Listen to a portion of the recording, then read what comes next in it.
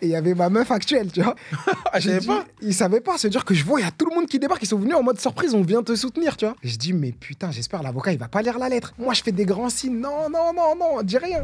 Voilà, j'ai rencontré Une femme sur un. une femme pendant un concert. Et après, elle m'avait annoncé. Je l'ai vue 2 fois de suite. Et après, elle m'a annoncé qu'elle était enceinte. Je te jure, j'ai cru que c'était un prank. Mais surtout, à ce moment-là, frérot, imagine, on a à peine 18 ans. On commence à rencontrer le succès. Il y a des go de partout. On comprenait rien. Tu vois ce que je veux dire? Mais il y avait vraiment des go de partout. Je sais pas si tu captes. Bah, j'étais pas là donc. Ouais, mais je saurais pas comment t'expliquer. Donc, En fait, vous rencontrez un public, vous voyez des gens qui, entre guillemets, vous admirent, qui vous connaissent, qui chantent vos chansons, donc ça doit vous bousculer, ça doit peut-être... ouais, voilà. Et surtout même c'est une époque où à 18 ans, t'as vu, t'aimes plaire. T'aimes les meufs comme tous les jeunes. Et donc, ça veut dire tu kiffes. Et donc, j'étais pas du tout prêt à fonder une famille ou quoi. Donc, quand elle m'a dit ça m'a déstabilisé. Mais surtout, je me suis dit, c'est sûr que c'est faux. Donc, j'ai laissé couler, j'étais dans le déni. Et après, avec le temps, bah, j'ai appris que c'était vrai. En vrai, j'ai jamais fait de test de paternité, tu vois. Mais l'enfant, il a ma tête à 1000%. Ma fille, elle a 100% ma tête, tu vois. Ok. Mais j'étais quand même dans le déni à ce moment-là. Je me suis dit, waouh, mais comment je vais raconter ça à ma famille? C'est un truc de fou.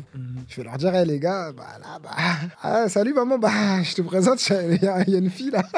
J'ai une fille.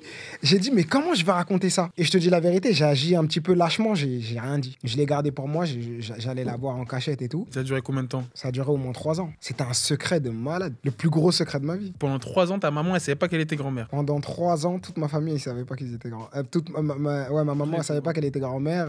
Et mes sœurs, elles savaient pas qu'elles avaient une nièce. Et comment ils l'ont appris? Ils l'ont appris un jour. Bah, ça veut dire que t'as vu, comme je te disais, des fois, il y avait les problèmes du passé qui ressurgissaient. Et donc après, ça veut dire qu'ils te laissent sortir et tout, mais t'as le jugement à la fin. Et un jour, à un de mes jugements, je fais une lettre et tout. J'explique à la juge parce que tu vois, dans ma maturité, je commençais à vouloir déclarer ma fille, à reprendre contact, etc. Et j'écris dans la lettre, ouais, voilà, en plus, j'ai ma fille, etc.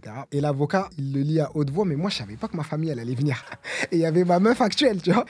Ah, je savais pas. Ils savaient pas. C'est-à-dire que je vois, il y a tout le monde qui débarque. Ils sont venus en mode surprise. On vient te soutenir, tu vois. Je dis, mais putain, j'espère l'avocat, il va pas lire la lettre. Moi, je fais des grands signes. Non, non, non, non, dis rien. Il lit la lettre. Tout le monde entend ça. Et donc, ça veut dire, à la fin, ils me disent, mais c'était vrai et tout. Et j'ai dit, vas-y, je vais leur dire la vérité, tu vois. Je pense que c'est le bon moment. Je vais pas continuer dans ce mensonge. Ça va pas durer des années et des années. À un moment donné, ils vont le savoir. Faut que je leur le dise. Donc, je leur l'ai dit. On reprend contact. Ma famille, elle prend contact. C'était vraiment un soulagement pour moi, tu vois.